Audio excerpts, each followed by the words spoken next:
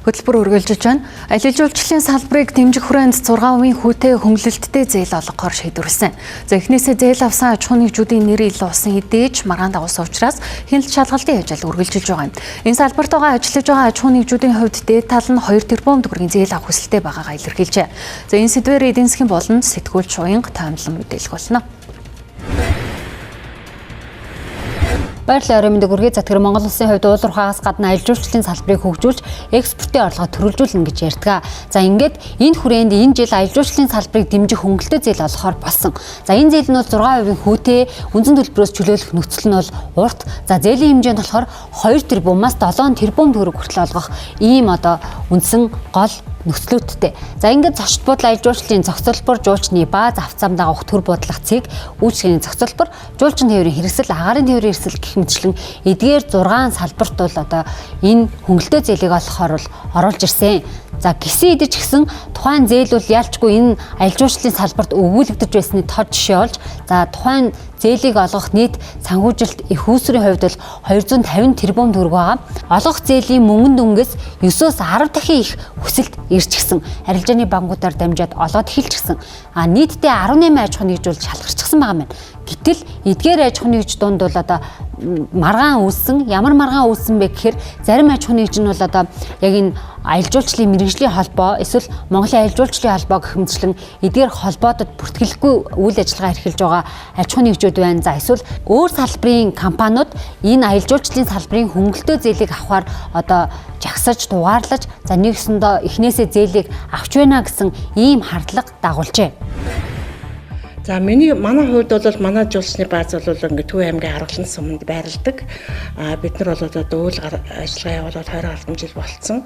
Тэгвэл бид нар бол ерөөсөө улсаас юм хөнгөлөлтөө зээлмэл авч үнэндээ үзээгүй барилгын компаниуд, уулуурхайн компаниуд ч ингээд ямар нэгэн шинэ ч юм уу юу яасан гэдэг дөнгөж ажиллаж гисэн ч юм уу аялал жуулчлалын компаниг худалдаж авах эрэлт мордчихж байгаа байхгүй яг энэ зээлийн сургаар гол эзэдтэй бол үнэхээр хүрэхгүй байгаа. Гол эзэд маань гэдэг маань юу гэдгийг аяж уушлаар бүр ингээд юу гэдгийг өөрийнхөө насыг зарцуулсан тий бүх насыг бүх эрч хүчийг бүгдийг эндээ зориулсан ийм компаниуд бол бүгд ингээд хусагдаад байхгүй болчихж байгаа байхгүй юу? Энэ асуудлаар бид бүхэн тухайн холбогдох салбар яамнаас нь тодруулахад бол бид бүхэн аль хэдийн зээл олгосон аж ахуйн нэгж байгууллагынхаа мэдээллийг ил тод байрлуулчихсан. Монгол банкнаас бол яг энэ хүрээнд хян шалгалтын ажил өрнүүлж байгаа юм байна. За ингээд эдгээр аж ахуйн нэгжүүдийн хувьд бол ямар нэгэн зөрчил үүсээгүй гэж мэдээллээ. Нийт 18 аж ахуйн нэгжийн 16 нь бол аялал жуулчлалын салбар тодорхой бизнес эрхэлдэг үйл ажиллагаанд жигдэрсэн тийм ээ. Тийм аж ахуйн нэгжүүд байсан. 2 аж ахуйн нэгж бол шинэ байсан. Тэр нь бол нэг нь шинээр зочд буудал барих, нөгөөх нь бол зам давах төр буудлах цэгийн төрлүүд дээр зээл авах хүсэлтүүд орчихсон байсан.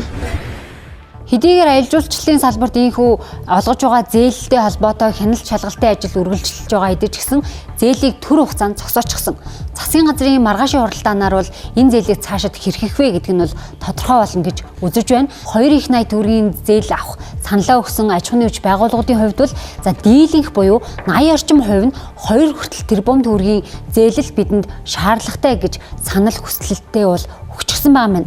Тэгэхээр энэ зээлийг хүртээмжтэй олох хүрээнд бол энэ олгож байгаа зээлийн хэмжээг бууруулах шаардлагатай гэж хэлж болно.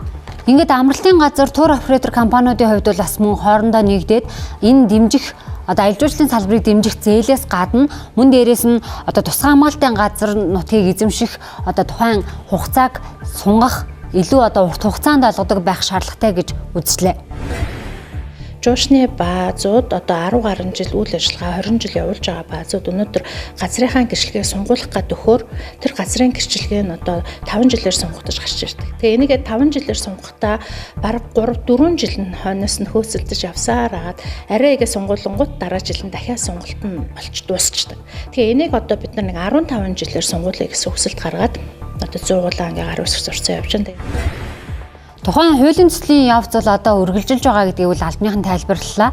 За гэхдээ цаашид бол аялал жуулчлалын салбарыг бол хөгжүүлнэ. За жилдээ багадаа 1 сая жуулчин хүлээж авдаг болно. За цаашдаа магадгүй 2030 он гэхэд жилд 4 сая жуулчин хүлээж авдаг болох зорилт ч гэсэн байдаг. Гэхдээ эдгээртээ хүрэхийн тулд энэ салбарыг эхлээд нь дэмжих, за тэр дундаа яг энэ салбартаа одоо удаан олон жил ажиллаж байгаа аж ахуйн нэгжүүдэд дэмжих, тэдэнд чиглэсэн бодиттой, дөрвтэй дэмжлэг бол чухал байна гэдгийг бол салбарынхан хэлж байна.